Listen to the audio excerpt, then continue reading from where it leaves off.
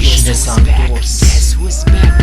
Moș Crăciun e un nebun. What the fuck? A făcut toți reni în cur. What? Moș Crăciun este chiar cool. What the fuck? A slobozit renul în cur. Muie. Moș Crăciun e un nebun. Să trag la muie. A făcut toți reni în cur. Moșule, Să ne arate că e cool. să-ți trag la muie. A bărlit renul hai. în cur.